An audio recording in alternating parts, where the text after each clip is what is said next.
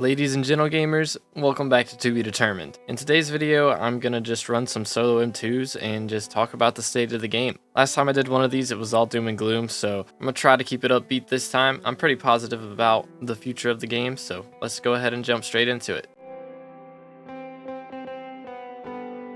So you can't really talk about the current state of the game without talking about the past state of the game. So I definitely just want to say that they have done a great job this year so far. I mean, really in the last year, there's just been so much progress made. I think we're finally starting to see the devs' final vision, at least a piece of it. And the recent blog posts really do have me excited for foraging update and the hunting update and all that stuff. They have really kind of set their sights recently in the last few years, it feels like, just on focusing on upgrading the current aspects of the game instead of really adding a ton of new ones, which I definitely think is respectable, but it's nice to finally be getting some new stuff after what feels like a while. I mean, last year we had Garden, we had Rift, which both of those were great additions to the game. Well, Garden can be argued, but farming's definitely a lot better than it was a couple years ago. And I think Rift is a very cool concept. We haven't really heard any talk about when the second part of Rift is coming out, but we didn't really know that Glacide update was coming out either, and it just suddenly dropped, which was pretty epic. There were no blog posts or anything talking about a Glacide update, and then it just suddenly happened, so it's kind of nice to get surprised by an update again. I think that's something that we've kind of missed out on the last few updates. The dev updates are very nice, but to suddenly just have something drop into the game out of what feels like nowhere, that was pretty cool as well. But I mean, the big deal for me right now is, of course, SkyBlock levels are just so much better than they were just a few years ago. I mean, they just came out last year, to be fair. Or actually, they came out 2 years ago, didn't they? Yeah, it was like September of 2022, I believe, Skyblock levels came out. And for the longest time, it was like max was just literally unreachable. And I felt like that needed to be addressed, and they finally did address it. And so, you know, now we've got all these players that are max Skyblock XP, and it's actually possible to max the game, which is definitely a step in the right direction. There's just so many things that are in the game now that weren't in the game in the past. I'm gonna be doing a video talking about basically all the updates in Skyblock and how each one was just an upgrade upon the last. So make sure to smash the sub button if y'all want to see that. But now we really need to talk about the foraging update and the hunting update. The blogs that we got for those look epic. And the thing that you do have to keep in mind, I know a lot of people are pretty unhappy with the way that the hunting update is going to be changing attributes and everything, which realistically we don't even know all of the repercussions that are going to come from that. But I think the biggest deal on that front is just to keep in mind that there are so many things that used to be in the game that got changed or got upgraded, you know, things like magical power, that nobody liked that update when it came out. But after we got used to it, you know, it was definitely better. I think that's going to be the same with the attribute update. It's definitely going to take some adjusting, but I think in the long run it'll pay off and it'll be a lot better. Now, I think the toughest thing with playing a game that isn't fully released, the nice part, of course, is getting updates all the time. You know, Skyblock gets an update now like once a week, it feels like. We're getting at least 2 a month, which is a major deal for sure. But the hardest part is kind of having to go back and do things multiple times over. I think that'll be a big pain with the hunting update, to be honest, is just going back and hunting mobs that you've already maxed bestiary on. At least for me personally, it's going to be a little bit of a problem. But I'm also curious, like, if we'll get some skill XP for having the attributes that we have right now. Like, are we going to get skill XP for claiming attribute shards that we've grinded out from Kudra and stuff? Because the way that I assume it will work is, you know, you'll have like certain attributes and shards that you get from certain mobs and everything, like they said in the blog post. But I'm guessing that to hunt different mobs, you'll have to be like a certain hunting skill level. So if everyone's starting off on page 1, even the people who already have like these really late attributes, are we not going to be able to use them until we've done a bit of hunting and can unlock the requirements to actually use those shards? Or are we going to get XP like right off the bat just for having those shards and unlocking them right away? Because that could be a pretty big issue to start with when that update drops. Like if everyone is in the hub, like hunting wolves and hunting crypt ghouls and things like that. Like if it's in the hub lobby, it may not be too bad for the people that have, you know, like ranks and stuff and can get private hub lobbies. But for people that don't, if that's how it works, then we may have an issue. Again, that is just speculation. Hopefully they'll have a workaround. Hopefully you will get skill XP for claiming things that you've already earned, you know. So I'm guessing you'll be able to just like salvage the shards off of your armor. So I have, you know, this crimson chestplate right here with Dom 6, Magic Find 9. Hopefully I'll still be able to keep Magic Find 9. Maybe even get some extra shards from that and max it out. Be pretty nice. Because they said they are going to compensate people well. So hopefully we'll get very well compensated. But the main thing again that I'm worried about is the skill XP. Like if that's going to be a problem, then I'm okay with starting from ground zero, but I don't know if it's going to make the servers like really laggy. It's going to depend on how hunting works and everything, and if it does take like a lot of power from the server to actually power that. I'm looking forward to it either way though. I haven't had a new skill to grind in so long. The second question is though, like, are they going to have that come out at the same time as the forging update, or is it going to be like hunting update first, then forging update, or forging update first, then hunting update, or like how is all of that going to work? Which again, this is all speculation. I don't expect any answers in the comments or anything, but let me know what you guys think. Sure, feel free to drop a comment. Let me know what your predictions are, but that's just where my mind goes. Anyways, I guess we should talk about the Dragon Rush update. That's a whole nother ball game, I think, which I know I said this video wouldn't be all doom and gloom, but the update looks very good, but I really do not understand how the admins released it on the alpha in that state. They took it down after 2 hours because they figured out it was a mistake. But like, it's actually crazy that they nerfed the armor by that much and didn't nerf the price. Like, to not even think to nerf the price is wild to me. Yeah, I'd say that's probably like the most embarrassing thing that they've ever done as far as updates go. I don't think there's ever been like a worse update released on the alpha, or like a worse mistake. I mean, it's a really good update, don't get me wrong. I'm very excited about it, but like on that singular issue, I do not know what they were thinking. And again, no hate on the admins. They work on an amazing game, and I have devoted so many hours of my life to try to max out this game. But yeah, that's a crazy mistake right there. At least they didn't release it on the main server in that state. But again, the Dragon Rush update looks like a ton of fun, minus the armor. The primal armor definitely seems to be a bit of a problem, because they seem to want to make it like the best armor at something, which currently it seems like they've chosen pet luck as that something, which is fine by me. There's not really that many pet luck armor sets in the game. It's like superior dragon armor, and that's literally it. So a decent update to pet luck could be kind of nice, decent armor set for it. But yeah, that price tag is insane. If they were to do like a taming update and just like fully revamp the way that taming works and actually make pet luck, you know, a little bit more viable of an option, that'd be a whole different story. Like they had since the start of the game pretty much. If you went to Carrot Collection, they always had like basically Pokeballs in the recipes as coming soon. They finally removed those.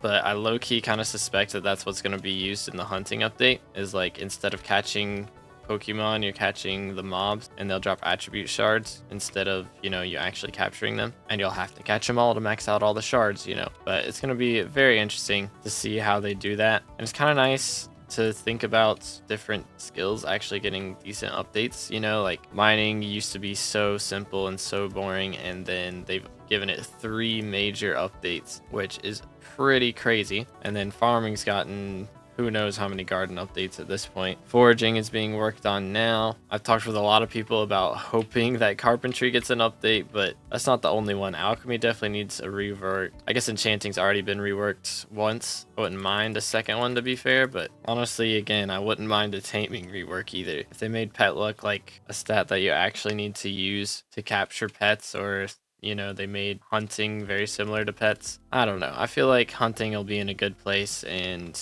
they could have probably used it for a taming revamp instead, but I definitely will enjoy having a new skill and attributes being revamped. They also said a Crimson Isle update's in the works. Haven't seen any news on that or anything, so hopefully that's still being worked on. But we have a lot of updates coming in really soon, which is pretty wild considering how bland it was last year.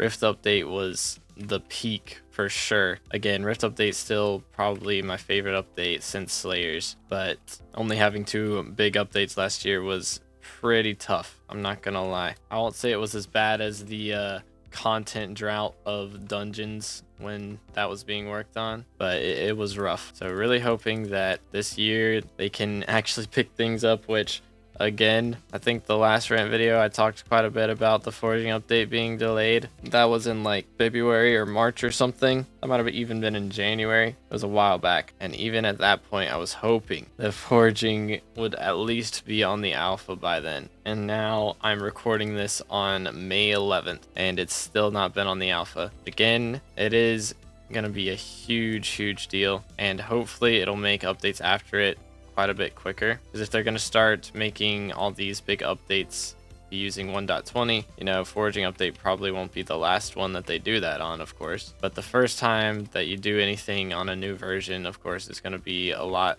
harder. So once they figured it out this time, hopefully the next few updates will not take nearly as long to work on. I mean, it'll still take a while, but hopefully that'll be a bit easier. Because, I mean, it is very possible that they are also working on that Crimson Isle update right now, and they just are waiting to see how the forging update does as far as servers go and as far as the coding goes. They're learning new tricks that they can use whenever they're coding the Crimson Isle update, because Crimson Isle update could very well be a 1.20 version, which would make a lot of sense because there's been a lot of combat updates since 1.8.9 in base Minecraft, and to be able to use some of those in a combat island would make a lot of sense. Like, it might sound kind of gruesome, but imagine a Kudra revamp, right? Where when you go down into his stomach and everything, instead of just, you know, going in and mining a block, you have to go through an entire, like, very tight elytra course that could be like slightly randomly generated, similar to a dungeon run, and then when you get to the end of it, then you can stun it instantly. Like, even just a little change like that without revamping the entirety of it could be epic. And that's just, again, one small part. The amount of things they could do with just, you know, like shields, crossbows, things like that, it would be insane. Plus they could add like ravagers and illagers and vexes to the minions that spawn. That'd be pretty cool as well. But I definitely think we have a ton to look forward to. But again, the big deal with SkyBlock is the timetables, so hopefully everything is done in a reasonable amount of time. I don't doubt that we'll get a decently major update this month, whether it's Better Mares or Primal Dragon update, but I'm definitely looking forward to it. More SkyBlock XP we can get, the closer I can get to the top 500, which is very difficult, by the way. I'm dropping like 4 places a day, which I think is probably just people catching up with the Heart of the Mountain update. I kind of grinded all of that out in like a week for the most part. We still got, you know, 50 XP to get from Heart of the Mountain, but as far as powder goes, I've done quite a bit. All right, there's a few more topics I want to go over real quick, which is kind of just like, what should the end game goal be in your guys' eyes? Like, how many hours should the game be beaten in on average? Like, if you do a first time playthrough, you have no idea what you're doing, you spend like 2,000 hours getting to level 200, and then you're confident, you know what you need to do, how many hours to the maximum goal, and what should that goal be? I think realistically at this point, it is very possible that the SkyBlock level exceeds 500, like the maximum SkyBlock level, once 1.0 comes out, or once they, yeah, I guess just once 1.0 comes out. That's kind of the big goal right now, and then they can maybe add on more after that. But I feel like for 1.0, getting to level 500 would be pretty nice. I think the max level at the moment is like 456 or 457, something like that. So I wouldn't be shocked if forging update comes out and we can get up to like 475, 480, or maybe even higher. But personally, to me, I think, yeah, SkyBlock level 500 would be a good like finish goal. If you've hit SkyBlock level 500, you've beaten the entirety of the game type of deal. But the real question is, how many hours should it take? Because I mean, I'm at level 420. I've done this is my second playthrough, so it's a lot more efficient than my first one, and I'm at 2,444 hours at the moment. So I feel like it taking too much longer would be kind of wild. If the last 80 levels scale by that much, which, I mean, that's fair. I do still have a ton of things to do that are going to take a very long time. specifically bestiary, crop milestones, and trophy fishing. Those are the big three that I'm kind of focused on right now, or are in the back of my mind always, as I'm gonna have to do that at some point type of deal. But I feel like 5,000 hours about isn't that crazy, so probably more like 7,500, because I think already right now, if I were to do things at like maximum efficiency, it'd take me longer than 500 or 5,000 hours to finish trophy fishing, to finish crop milestones, which I've barely started on, by the way, finish bestiary. Like, all these grinds are insane, and that doesn't even include class average 50, which is a whole nother 1,000 hours or so. So I feel like to get to level 500, 7,500 hours is an average to go for. Wouldn't be too crazy. I mean, that's 3 times the amount that I've played so far, but I don't know, 5,000 hours might be okay.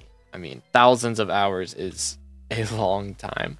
I've played this game for many days, many months of gameplay. So I mean, I could definitely be happy with 5,000 on a classic profile. I think that'd be okay. On an Ironman, 7,500. Probably pretty solid right there. But again, that would just be for getting to the skyblock level. There's a lot of things that you can do that don't actually give skyblock levels, like mainly leveling your gear. If you spend, you know, an insane amount of hours just grinding for gemstone slots, that doesn't give any skyblock XP. But you know, you spent, like, let's say right now they cost about 12 million coins to unlock the gemstone slots on Necron gear, so about 75 million or so to do the whole set. You know, that takes at least 2 hours if you've got a decent money method, unless you're actually cracked and can find insane Jasper routes. But that's, again, that is on a main profile, which if you've got a goated setup on Ironman, I'm guessing you could probably do it faster, to be fair. But like, I think it'd be faster to grind it manually type of deal. But to me,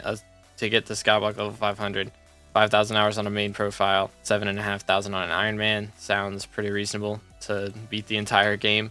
It is an MMO. It's supposed to take a very long time, and that is just for us completionists. Most players will not try to do that. Like, to be fair, most players are not going to get to level 400 even, which is totally fair. Most players also have lives, you know. Not everybody can know life. Some people just play the game only to play dungeons. Some play it just to play mining updates, and when foraging update comes out, people will play it just to play foraging, which is completely fair. Play the game how you want, you know. That's the whole point, is to enjoy it. But personally, that's where I think the best stance would be, as far as like how much time it should take to beat the whole game. And the people who are real no lice will do it on 2 profiles, spend like 13,000 hours maxing out the game on Ironman and a classic profile. And that's not even including Stranded. Stranded would be a whole nother ball game. I feel like Stranded definitely needs some love. But if they were to add a whole nother profile type, I'm curious what it would be.